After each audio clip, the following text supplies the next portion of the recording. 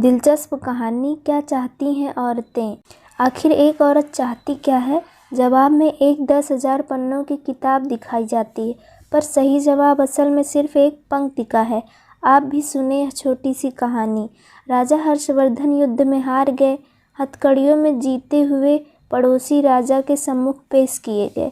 पड़ोसी देश का राजा अपनी जीत से प्रसन्न था और उसने हर्षवर्धन के सम्मुख एक प्रस्ताव रखा। यदि तुम एक प्रश्न का जवाब हमें लाकर दे दोगे तो हम तुम्हारा राज लौटा देंगे, अन्यथा उम्र कैद के लिए तैयार रहें। प्रश्न ये था कि एक स्त्री को सचमुच क्या चाहिए होता है। इस उत्तर को ढूंढ के लाने के लिए हर्षवर्धन के पास 1 महीने का समय था। हर्षवर्धन ने यह प्रस्ताव स्वीकार कर लिया। वे जगह जगह जाकर विदुषियों, विद्वानों और तमाम घरेलू स्त्रियों से लेकर नृत्यांगनाओं, वेश्याओं, दासियों और रानियों, साध्वी सब से मिले और जानना चाहा कि एक स्त्री को सचमुच क्या चाहिए होता है। किसी ने सोना, किसी ने चांदी, किसी ने हीरे जवाहरात मांगे, किसी ने प्रेम प्यार, किसी ने बेटा, पति, पिता और परिवार, तो किसी ने राजपाट और सन्यास की बात की। मगर हर्षवर्धन को संतोष ना हुआ। महीना बीतने को आया और हर्षवर्धन को कोई संतोषजनक जवाब नहीं मिला। किसी ने सुझाया कि दूर देश में एक जादूगरनी रहती है, उसके पास हर चीज़ का जवाब होता है, शायद उसके पास इस प्रश्न का भी जवाब हो। हर्षवर्धन अपने मित्र सिद्धराज के साथ जादूगरनी के पास गए और अपना प्रश्न दोहराया। जादूगरनी ने हर्षवर्धन के मित्र की ओर देखते हुए कहा, मैं आपको सही उत्तर बताऊंगी, परंतु इसके एवज में आपके मित्र को मुझसे शादी करनी होगी।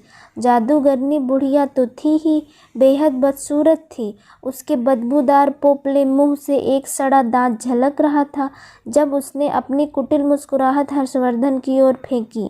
हर्षवर्धन ने अपने मित्र को परेशानी में नहीं डालने की खातिर मना कर दिया। सिद्धराज ने एक बात नहीं सुनी और अपने मित्र के जीवन की खातिर जादूगरनी से विवाह को तैयार हो गया।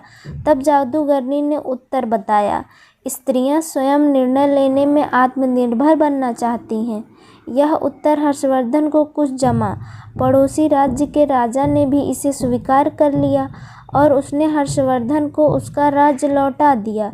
इधर जादूगरनी से सिद्धराज का विवाह हो गया। जादूगरनी ने मधुरात्रि को अपने पति से कहा, चूँकि तुम्हारा हृदय पवित्र है और अपने मित्र के लिए तुमने कुर्बानी दी है, अतः मैं 24 घंटों में 12 घंटे तो रूपसी के रूप में रहूँगी और बाकी के 12 घंटे अपने सही रूप में। बताओ तुम्हें क्या पसंद है। सिद्धराज ने कहा, प्रिय, यह निर्णय तुम्हें ही करना है। मैंने तुम्हें पत्नी के रूप में स्वीकार किया है और तुम्हारा हर रूप मुझे पसंद है। जादूगरनी यह सुनते ही रूपसी बन गई। उसने कहा, चूँकि तुमने निर्णय मुझ पर छोड़ दिया है तो मैं अब हमेशा इसी रूप में रहूँगी। दरअसल मेरा असली रूप ही यही है। बदसूरत बुढ़िया का रूप तो मैंने अपने आसपास से दुनिया के कुटिल लोगों को दूर करने के लिए धरा हुआ था।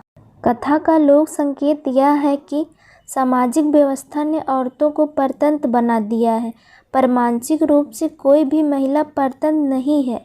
इसलिए जो लोग पत्नी को घर की मालकिन बना देते हैं वे अक्सर सुखी देखे जाते हैं।